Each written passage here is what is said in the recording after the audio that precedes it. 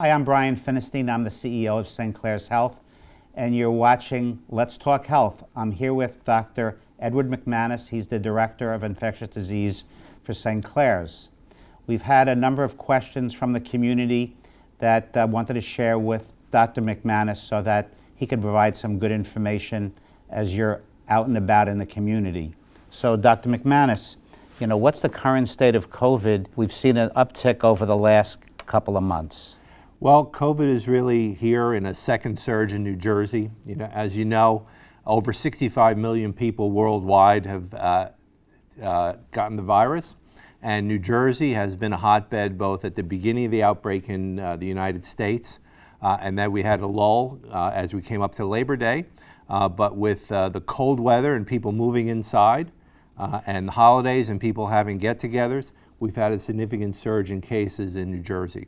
We've seen that our hospital census is about 50% of what it was in April, and we're very concerned with the recent holiday season that we may see more cases in the next few weeks.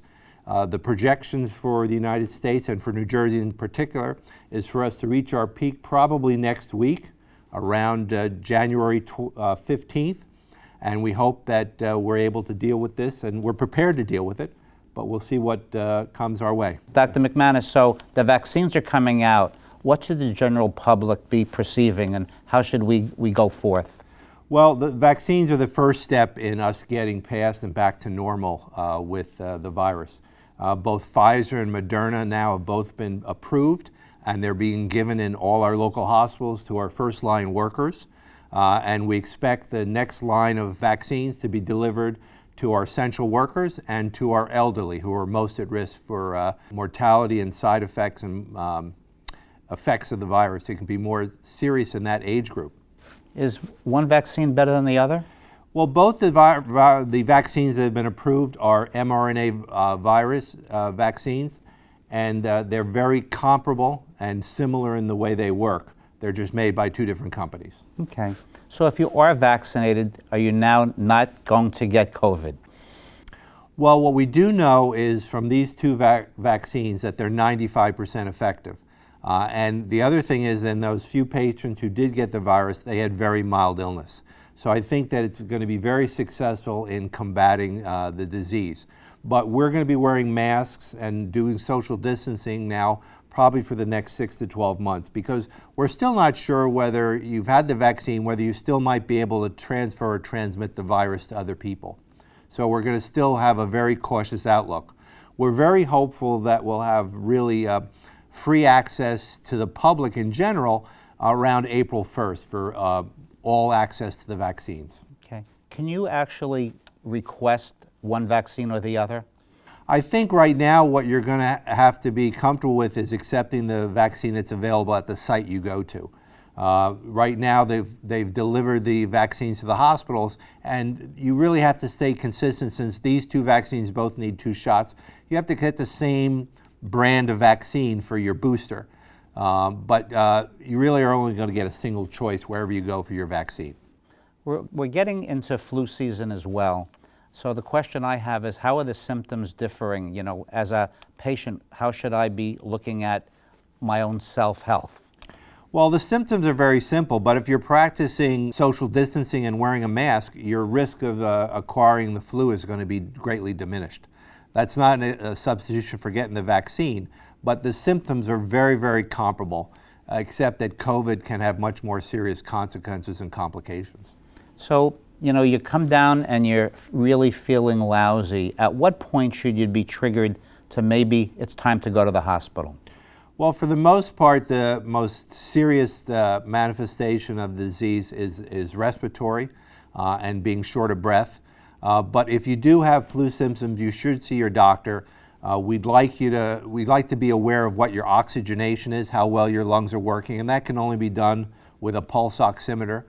They're available at Walmart, at Walgreens, at CVS, and through Amazon on the internet. And that's a good way to monitor your own oxygenation at home.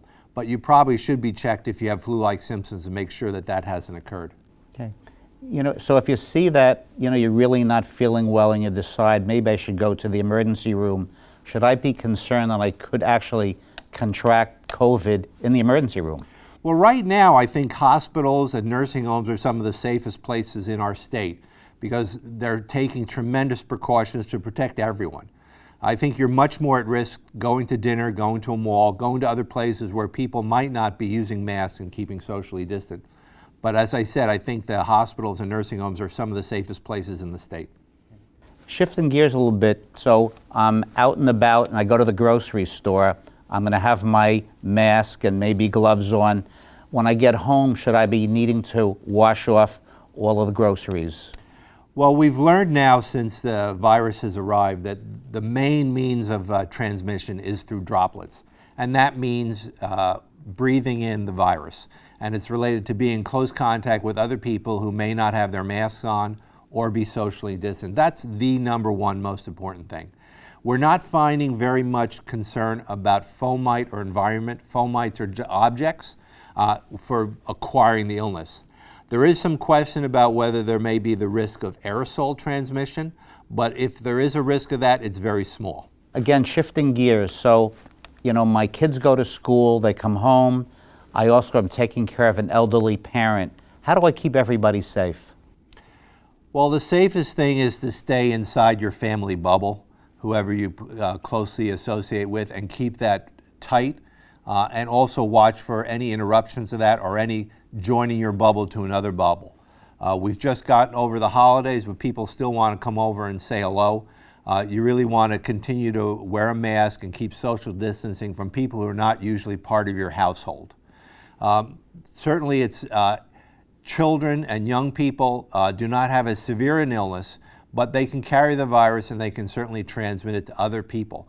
And so that if you are at home and you are the common link between your parents and your children, you may want to be more cautious about those people spending more time apart, even if it's in the house, and using masks when you are together. The riskiest time is when you're having a meal, and I've recommended to all our family and friends that their college-age students, when they come home, they'll have to eat in their room. Dr. McManus, thank you. And thank you for watching Let's Talk Health. I encourage you to view future programs and visit our website, www.stclares.com, for updated information.